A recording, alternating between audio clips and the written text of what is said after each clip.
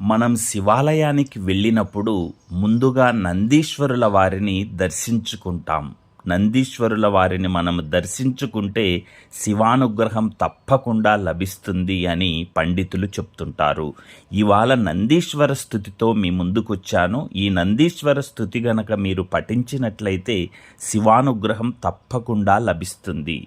ఆ స్తుతి ఏంటంటే, నందీశ్వర నమస్తుభ్యం సాంబనంద ప్రదాయక మహాదేవస్య సేవార్థం అనుజ్ఞాం దాతుమర్హసి. అంటే, ఓ నందీశ్వర, మీకు నమస్కారం.